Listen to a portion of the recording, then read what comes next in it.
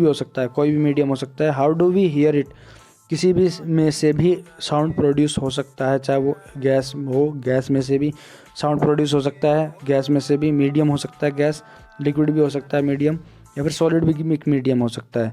How do we hear it, हम उसको कैसे सुनेंगे, कानों से सुनेंगे और कैसे सुनेंगे। We hear sound through our ears, हम साउंड्स को हमारे कानों से सुनते हैं। The shape of the outer part of the ear is like a funnel, एक फनल जैसा होता है हमारा जो कान का आउटर वाला पार्ट होता है, कुछ इस प्रकार से कान बना होता है हमारा। तो ये इस प्रकार से दरवाज़ा बना होता है, इस प्रकार से फनल जैसा बना होता है। When sound enters in it, its enters it, जो साउंड जब उसके अंदर घुसता है तो it travels down a canal at the end of which there is a thin stretch membrane, एक पतली मेम्ब्रेन होती है, उसको बोलते हैं ईयर ड्रम, जिसके द्वारा जहाँ पर साउंड इस तरीके से ट्रैवल करता है, ईयर ड्रम तक पहुँचता है। It performs an important function, ये एक इम्पोर्टेंट फंक्शन परफॉर्म करता है। टू अंडरस्टैंड, ये समझने के लिए, what the ear drum does, कि क्या ईयर ड्रम करता है। Let us build a tin can model of the ear drum, tin can बनाते हैं, एक छोटा सा ईयर ड्रम का मॉडल बनाते हैं। चलो देखते हैं एक्टिविटी में। टेक अ प्लास्टिक, एक प्लास्टिक लेना है या टिन कैन लेनी है। टिन कैन देखी होगी ना आपने, छोटी सी जो कैन देखी होगी जिसमें पेप्सी की छोटी सी आती है, कोका कोला आती है। कट इट्स एंड, उसका एंड को कट करना है। प्लास्टिक हो सकता है चाहे वो टिन कैन हो सकता है। Stretch a piece of rubber balloon across one end of the can and fasten it with the rubber band, उसको क्या कर देना, बांध देना है उसको रबर बैंड से। पुट 4 और 5 grains of dry serial on the stretch rubber, उसके ऊपर कुछ ग्रेन्स डाल देने हैं स्ट्रेच रबर, खिंचे हुए रबर पर। Now ask your friend to speak Hari Hari from the open and observe the what happens to the grains, grains फुदकेंगे ऊपर की तरफ, उछलेंगे। What do the grains jump up and down, और वो क्यों ऊपर उछल रहे हैं और नीचे गिर रहे हैं, इस प्रकार से। कुछ बोलेगा तो ऊपर उछलेंगे, कुछ बोलोगे तो इस प्रकार से उछलेंगे वो, ठीक है। Understanding action of an ear drum, इसी प्रकार से हमारे ईयर ड्रम काम करते हैं। The ear drum is like a stretch rubber sheet, जो ईयर ड्रम ऐसे होते हैं, कुछ स्ट्रेच रबर शीट जैसे होते हैं। Sound vibration make the ear drum vibrate, अगर कोई भी साउंड हम सुन रहे हैं कानों से तो ईयर ड्रम भी वाइब्रेट करते हैं। The ear drum sends vibration to the inner ear, जो ईयर ड्रम्स होते हैं वो इनर अंदर के ईयर तक साउंड पहुंचाते हैं। From there the signal goes to the brain, वहाँ से इनर ईयर से कान ब्रेन तक हमारा जो सिग्नल जाता है ब्रेन तक पहुंचता है कि क्या वो बोल रहा है। That is how we are, इसके ये ऐसे ही, क्योंकि हम भाई कैसे हम साउंड को सुन पा रहे हैं, ये इस प्रकार से, ठीक है। इनर ईयर होता है ये वाला पार्ट, ये ईयर ड्रम होता है इस प्रकार से, ठीक है। ये बोन्स होती है, ये इनर ईयर है। We must never put a sharp pointed or hard thin, क्या बोल रही है कि पहली बोल रही है कि हमें कभी भी कोई पतला और नुकीला और हार्ड थिंग, कोई भी हार्ड मजबूत थिंग अपने कानों में नहीं डालना चाहिए। It can damage the ear drum, ये हमारे ईयर ड्रम को ख़राब कर सकता है। The damage ear drum can impair hearing, अगर डैमेज ईयर ड्रम अगर डैमेज हो गया तो वहाँ पर हमें नहीं सुनाई देगा सही तरीके से। Amplitude, time period and frequency of a vibration. Amplitude मतलब होता है height of the frequency, time period मतलब होता है समय अवधि, जो समय लेता है उसको बोलते हैं टाइम पीरियड, और फ्रीक्वेंसी मतलब होता है हाइट, जो कि इस प्रकार से होती है, ऊपर नीचे इस प्रकार से डिपेंड करती है। और डिस्प्लेसमेंट पे और टाइम पे। और वाइब्रेशन मतलब कोई भी कंपन, वाइब्रेट होते ही कोई, जैसे फ़ोन हमारा वाइब्रेशन करता है तो उसके अंदर कंपन होती है, वो वाइब्रेशन किस प्रकार से देखने को मिलती है, इस प्रकार से वाइब्रेशन इस प्रकार से देखने को मिलती है। तो वाइब्रेशन के अंदर जो फ्रीक्वेंसी जो ऊपर नीचे होती है वो फ्रीक्वेंसी होती है, और वेवलेंथ का रेसिप्रोकल होती है फ्रीक्वेंसी। रेसिप्रोकल मतलब उल्टी होती है वेवलेंथ की। वेवलेंथ क्या होती है, distance between A one propagation, distance of one propagation is called wavelength. समझते हैं क्या होता है, चलो देखते हैं। वी हैव लर्नड, आपने कभी ऐसा सीखा भी होगा कहीं पे कि that to and fro motion of an object is known as vibration. To and fro motion मतलब ऊपर और नीचे जो मोशन होता है उसको हम वाइब्रेशन, मतलब इस प्रकार से अभी बताया था इस प्रकार से ऊपर और नीचे। ये मोशन कैसे हो रहा है, ऊपर नीचे। वाइब्रेट होती है कोई भी चीज़ तो वाइब्रेट होने के वो टू एंड फ्रो मोशन करती है, ऊपर नीचे करती है। टू एंड फ्रो मतलब ऊपर और नीचे। This motion is also called oscillatory motion. ये मोशन ऑसिलेटरी मोशन भी कहलाता है। You have already learned in earlier classes, आपने पिछली क्लासेस में ऐसा भी पढ़ा होगा कि भाई oscillatory motion and it's time period, कि ऑसिलेटरी मोशन के बारे में और टाइम पीरियड के बारे में। जैसे पेंडुलम के बारे में पढ़ा था कि पेंडुलम जो होता है वो इस तरीके से मूव करता है, मोशन करता है। 7th क्लास में पढ़ा होगा आपने। पेंडुलम जो बॉब होता है, बॉब जो नीचे लटका होता है वो बॉब होता है और पूरा पेंडुलम होता है। क्या होता है, पेंडुलम जो क्या करता है, ऑसिलेटरी मोशन करता है। क्या करता है वो, ऑसिलेटरी मोशन। एक टाइम पीरियड में 1 सेकंड में एक ऑसिलेशन पूरा कंप्लीट करता है, वो 1 सेकंड में पूरा घूम जाता है। आपने देखा होगा घड़ी के अंदर भी लगा होता है ऑसिलेशन, जो पेंडुलम होता है घड़ी के अंदर भी लगा होता है। द नंबर ऑफ ऑसिलेशन पर सेकंड इज कॉल्ड फ्रीक्वेंसी। अब जो एक बार वो इस तरीके से घूम जाता है ना, एक बार नंबर ऑफ ऑसिलेशन पर सेकंड, 1 सेकंड में वो पूरा इस तरीके से हो जाता है, पूरा इधर से आ भी जाता है, इधर से और इधर तक पहुंच भी जाता है, तो उसको बोलते हैं फ्रीक्वेंसी ऑफ ऑसिलेशन। उसको बोलते हैं हम पूरा एक फ्रीक्वेंसी बोलते हैं किसी भी ऑसिलेशन की। Clear. Frequency is expressed in हर्ज, और फ्रीक्वेंसी की जो यूनिट होती है वो हर्ज होती है, जिसको हम जब भी हम फ्रीक्वेंसी निकालेंगे तो उसकी जो यूनिट होती है वो हर्ज से डिनोट होती है। हर्ज एक साइंटिस्ट का नाम था जो कि सिंबल का HZ होता है। हर्ज का जो सिंबल होता है HZ होता है। फ्रीक्वेंसी ऑफ ए 1 हर्ज इज़ 1 ऑसिलेशन पर सेकंड, कि एक जो फ्रीक्वेंसी होती है किसी की भी एक हर्ज की, किसकी, फ्रीक्वेंसी ऑफ 1 हर्ज इज़ 1 ऑसिलेशन, बराबर कह रहा है कि भाई एक फ्रीक्वेंसी है, एक फ्रीक्वेंसी एक हर्ज के बराबर, और एक हर्ज किसके बराबर, एक ऑसिलेशन के बराबर पर सेकंड, हर एक सेकंड में पर सेकंड बोल रहा है।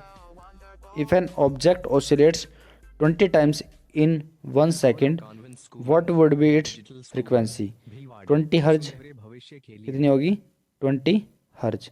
देखो पहले ही क्या रखा ना इसने, फ्रीक्वेंसी, ए फ्रीक्वेंसी ऑफ 1 हर्ज इज़ 1 ऑसिलेशन, मतलब पहले ही बोल रहा है कि जो फ्रीक्वेंसी होती है किसके बराबर होती है। फ्रीक्वेंसी को किस में मेजर करते हैं, हर्ज में करेंगे ना, तो वो एक ऑसिलेशन के बराबर है। जब एक फ्रीक्वेंसी, एक हर्ज एक ऑसिलेशन के बराबर होगी, 20 ऑसिलेशन, जो 20 टाइम्स जो ऑसिलेशन हो रहा है वो कितने फ्रीक्वेंसी के बराबर होगा, 20 हर्ज के होगा। You can recognise many familiar sounds without seeing the objects producing them.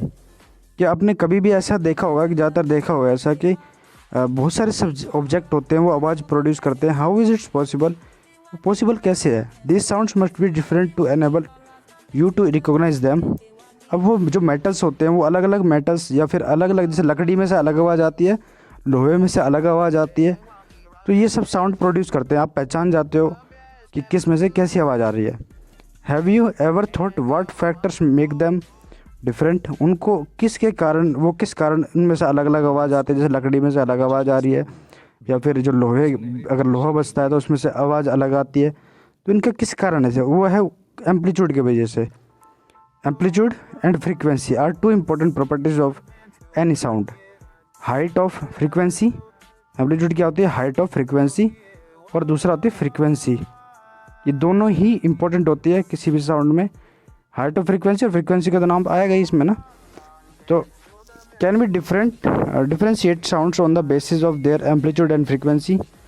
क्या हम साउंड को हम इन दोनों पर डिफरेंशिएट कर सकते हैं। ऑफ कोर्स यस, कर सकते हैं डिफरेंशिएट इनके बेसिस पे। लाउडनेस एंड पिच, आवाज़, लाउडनेस मतलब आवाज़, मतलब फ्रीक्वेंसी होगी इस प्रकार से, फ्रीक्वेंसी होगी कम, लाउडनेस फ्रीक्वेंसी होगी कम, और पिच में होगी ज़्यादा। फ्रीक्वेंसी क्या होगी, पिच में ज़्यादा, लाउडनेस में होगी कम। क्यों, और वेवलेंथ लाउडनेस में ज़्यादा होती है, पिच में होती है कम वेवलेंथ, याद रखना हमेशा। ठीक है। मेटेलिक टम्बलर, अपने लोहे का गिलास लेना है, मेटल्स का, कुछ भी, कोई से भी, किसी का भी हो सकता है, वो घर में यूज़ कर सकते हो जो आप करते हो। टेबल स्पून, चम्मच लेनी है जो टेबल में यूज़ करते हो। Strike the table spoon gently at the brim of the tumbler, उसके किनारे साइड में मारना है आपको इस प्रकार से, टेबल स्पून को इस प्रकार से, ठीक है। Thermocol ball touching the vibrating glass tumbler. Thermocol ball है वो वाइब्रेट करने की कोशिश कर रही है थर्माकोल उस गिलास। Have here the sound produced, क्या उसमें से साउंड प्रोड्यूस होगा? ये अब साउंड को सुनना है, उसके साउंड को सुनना है। Now bang the spoon on the tumbler, अब क्या करना है, अपने चम्मच को टकराना है। And hear the sound produce again, अब दोबारा सुनना है उसकी आवाज़ को। Is the sound louder when the tumbler is struck hard? Yes. Now suspend a small thermocol ball touching the rim of the tumbler, vibrate.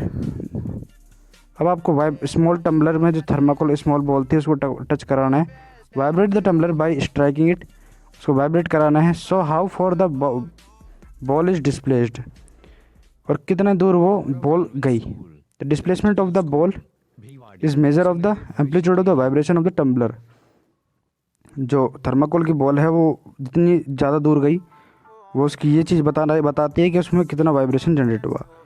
Now the strike the tumbler gently and then a little hard, और आपको दोबारा strike करना थोड़ा सा hard, मजबूती से। Compare the amplitude of vibration of the tumbler in two cases, in which cases the amplitude larger, किस cases में एम्पलीट्यूड ज़्यादा था।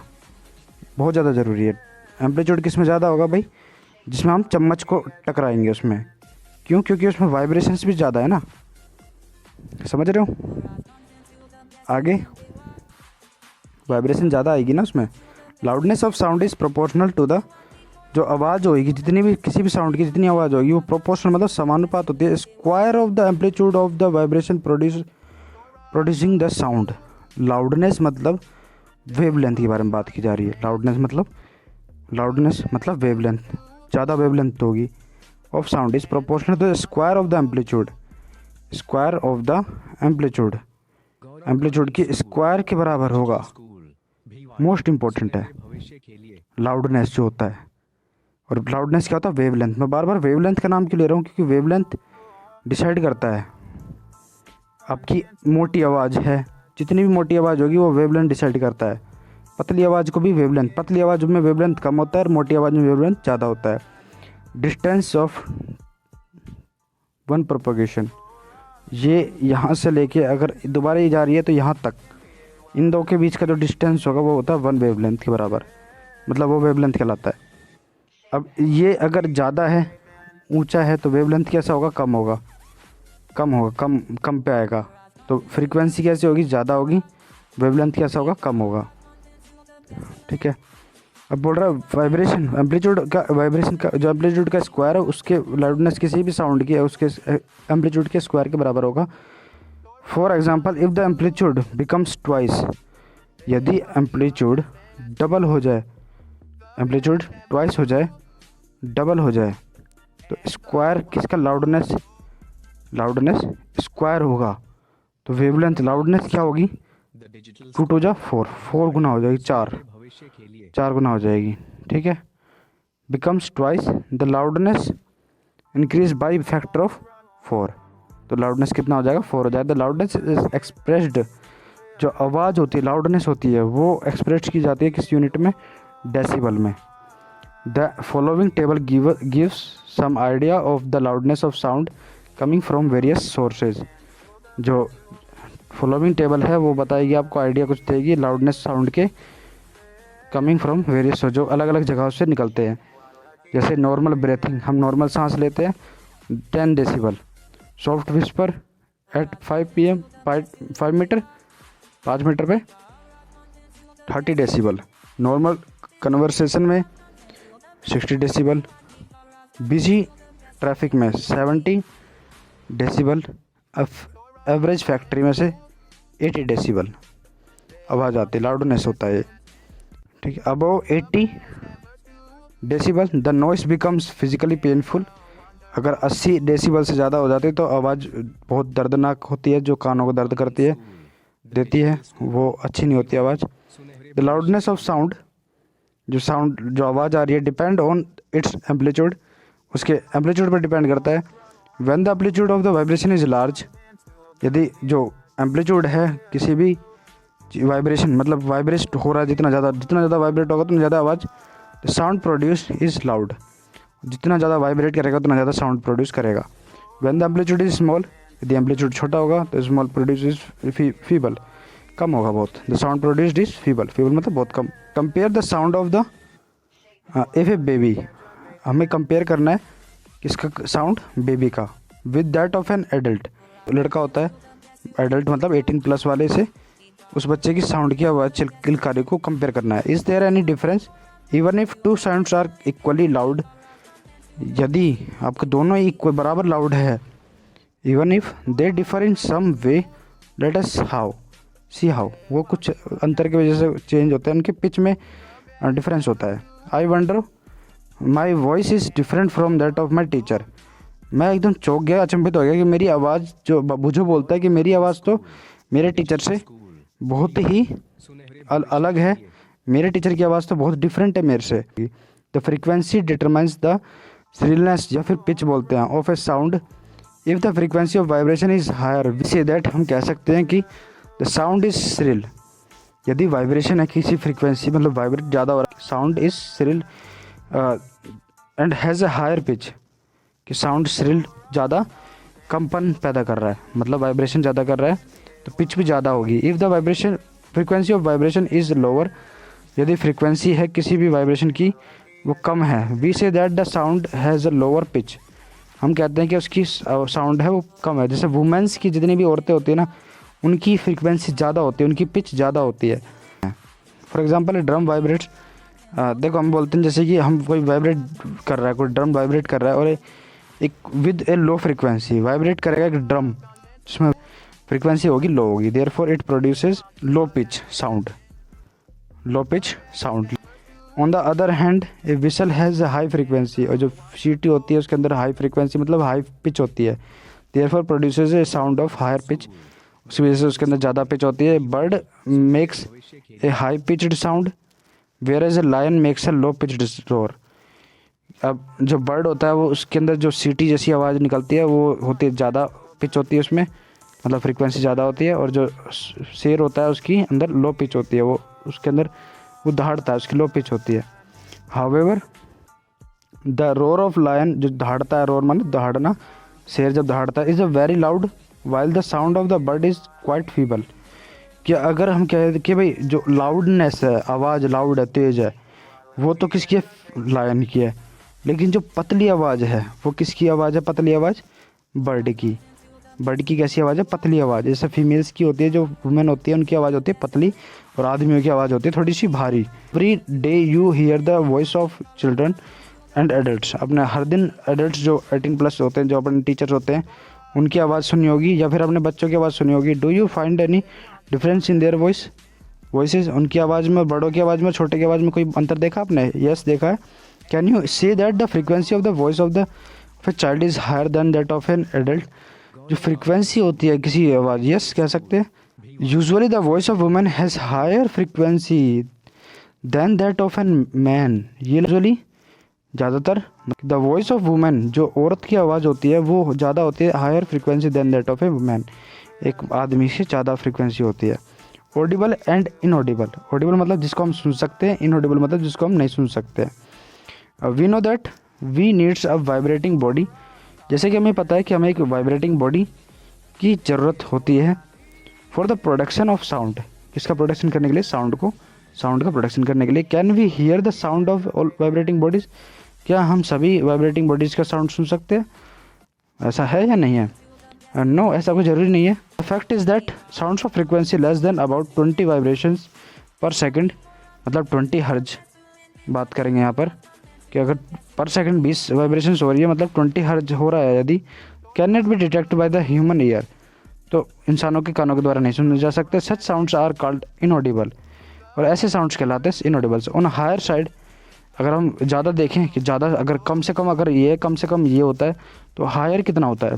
On higher side sounds of frequency than about 20,000 vibration per second, मतलब 20 kilo hertz, are also not audible to the human ear, और इससे ज़्यादा भी हम नहीं सुन सकते हैं। थस हम कह सकते हैं ये क्या है, इनऑडिबल।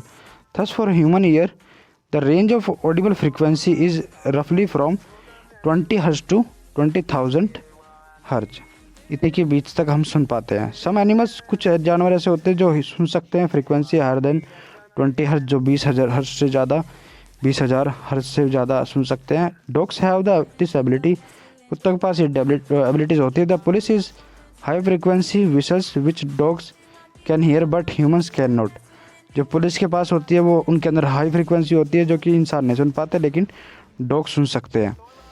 अल्ट्रासाउंड इक्विपमेंट, जो अल्ट्रासाउंड होते हैं, जो माँ के पेट के अंदर बच्चा पता करते हैं कि बेबीज़ क्या कर रहा है, तो वो अल्ट्रासाउंड होता है। Familiar to us for investigating, और जो हमारे लिए फैमिलियर पता होता है हमें कि वो पता करने के लिए काम आता है। Tracking many medical problems works of frequency higher than 20,000 hertz से ज़्यादा काम करती है वो वाली frequency. Noise and music, noise and music, शोर शराबा या फिर जो हमें कानों को अच्छा लगता है वो म्यूज़िक कहलाता है। वी हेयर, हम कई सुनते हैं different types of sound around us, हम सुनते हैं डिफरेंट तरीके के साउंड हमारे आसपास हम सुनते हैं। Is the sound always pleasing, क्या जो साउंड होता है वो हमेशा हमें मनमोहक होता है? नो, ऐसा नहीं होता, कई बार शोर शराबा भी सुनते हैं हम। Does a sound sometimes cost discomfort to you? Yes, हमें डिस्कम्फर्ट महसूस होता है कई बार साउंड के द्वारा, कई बार शोर शराबा सुनते हैं हम बहुत ज़्यादा। सम साउंड्स आर प्लीजेंट, कुछ साउंड्स होते हैं अच्छे होते हैं जो कानों को अच्छे लगते हैं। To the ear where some are not, और उसके अलावा कुछ नहीं होते ऐसे जो हमें कानों को अच्छे लगे। Suppose construction work is going on in your neighbourhood, suppose करो कि आपके पड़ोस में एक कंस्ट्रक्शन मतलब बिल्डिंग तैयार हो रही है। Are the sounds coming from the construction site में जहाँ पर जो आवाज़ प्रोड्यूस हो रही है, क्या वो प्लीजिंग है, क्या अच्छी लग रही है आपको कान को? नो, हमारे कान को अच्छी नहीं लग रही है वो। Do you enjoy the sounds produced by horns of buses, जो बस के या ट्रक के जो हॉर्न होते हैं, क्या अपने कान को अच्छे लगते हैं? नहीं लगते ना, तो नो आंसर होगा। सच अनप्लीजेंट साउंड्स, जो हमारे कानों को अच्छे नहीं लगते उसको अनप्लीजेंट बोलते हैं। साउंड्स आर कॉल्ड, ऐसे साउंड को, ऐसी आवाज़ को हम बोलते हैं नॉइस, शोर शराबा। इन ए क्लासरूम, किसी भी जो क्लासरूम होती है उसमें, if all the students speak together, यदि सभी बच्चे एक साथ बोले तो what would be the sound produced by be called, तो इस प्रकार के साउंड को हम क्या बोलेंगे? नॉइस बोलेंगे, ऑफ कोर्स नॉइस बोलेंगे। On the other hand sounds from musical instrument, जो म्यूज़िकल इंस्ट्रूमेंट से साउंड्स निकलता है उसे हम म्यूज़िक बोलते हैं। Musical sound is one which is pleasing, जो हमारे कानों को अच्छे लगते हैं। To the ear sound produced by harmonium is a musical sound, जो हारमोनियम के द्वारा साउंड प्रोड्यूस किया जाता है वो म्यूज़िकल साउंड होता है। The string of A sitar also gives out A musical sound, जो स्ट्रिंग होती है, जो तार होता है सितार का, वो भी आपको म्यूज़िकल साउंड देता है। But if musical sound becomes too loud, यदि म्यूज़िकल साउंड जो होता है वो बहुत ज़्यादा तेज़ हो तो what would it remain melodious? No, अगर वो भी शोर शराबा ही लगेगा। पॉल्यूशन, नॉइज़ पॉल्यूशन मतलब शोर शराबा का जो पॉल्यूशन, नॉइज़ पॉल्यूशन होता है, जो ध्वनि प्रदूषण होता है उसको बोलते हैं। यू ऑलरेडी नो, आप पहले से जानते होगे अबाउट एयर पॉल्यूशन, हवा, जो वातावरण, जो हवा होती है हमारी, वायु पॉल्यूशन के बारे में जानते होंगे। Presence of unwanted gases and particles in an air is called air pollution, जो अनवांटेड, जिनको हमें ज़रूरत नहीं है, ऐसी गैसेस का पार्टिकल्स हमारे अगर एयर में है तो उसको बोलते हैं air pollution. Similarly presence of excessive और unwanted sounds in the environment is called noise pollution, जो एक्सेसिव ज़्यादा मात्रा में होते हैं और जो हमारी इच्छा अनुसार नहीं होते, अनवांटेड, ऐसे साउंड्स को हम बोलते हैं नॉइज़ पॉल्यूशन। फालतू का साउंड फैल रहा है एनवायरनमेंट में, वो नॉइज़ पॉल्यूशन कहलाता है। Can you list some sources of noise pollution, क्या आप ऐसे नॉइज़ पॉल्यूशन के सोर्सेज बता सकते हो? बहुत सारे होते हैं, जैसे क्लासरूम्स होती हैं, क्लासरूम से अंदर बच्चे आते हैं, पब्लिक प्लेसेस होते हैं।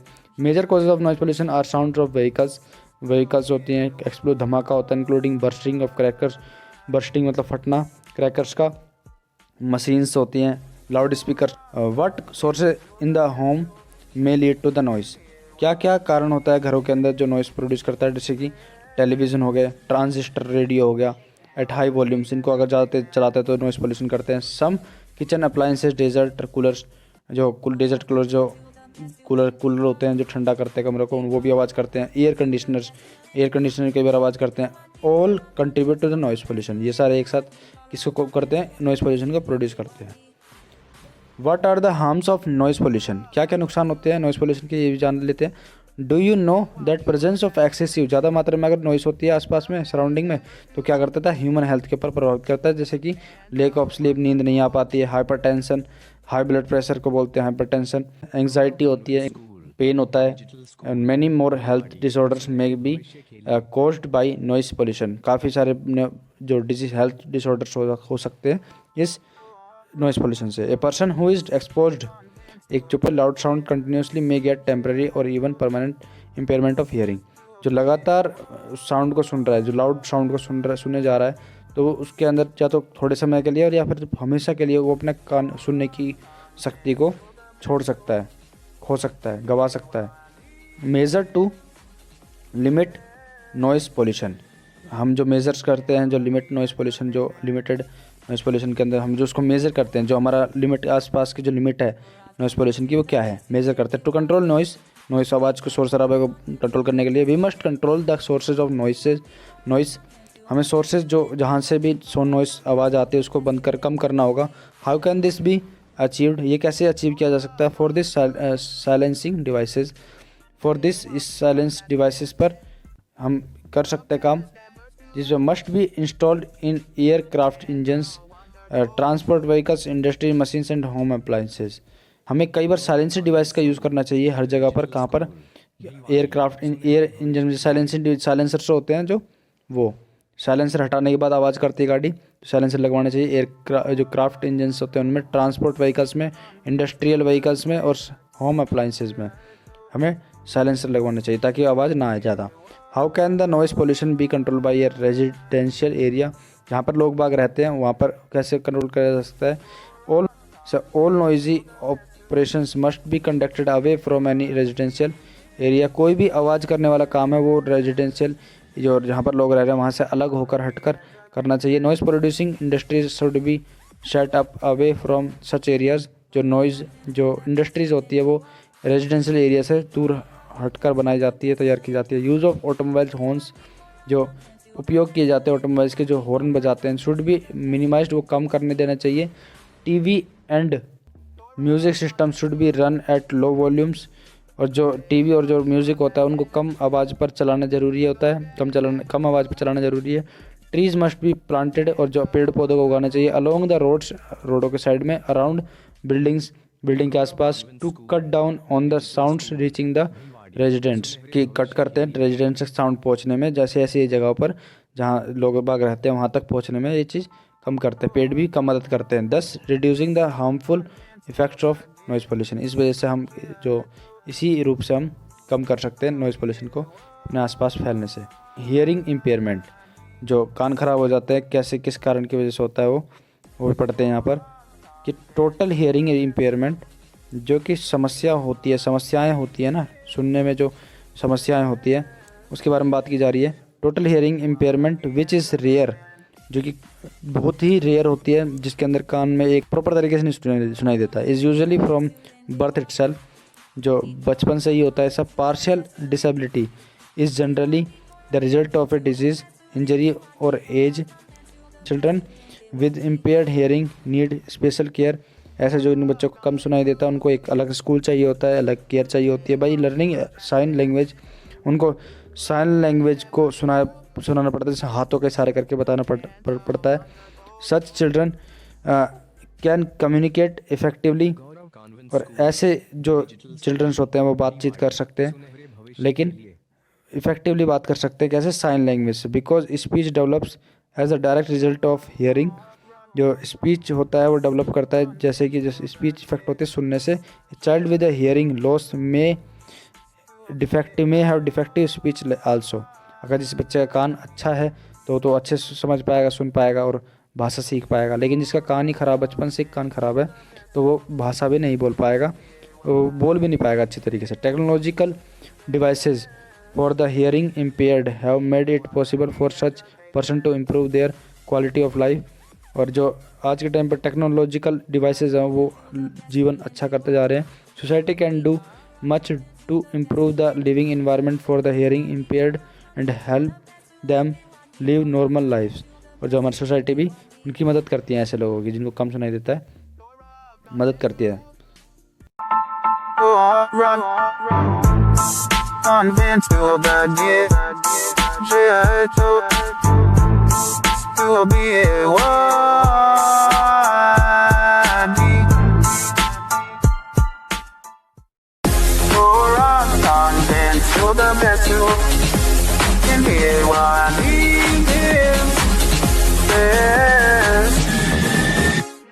Quality education.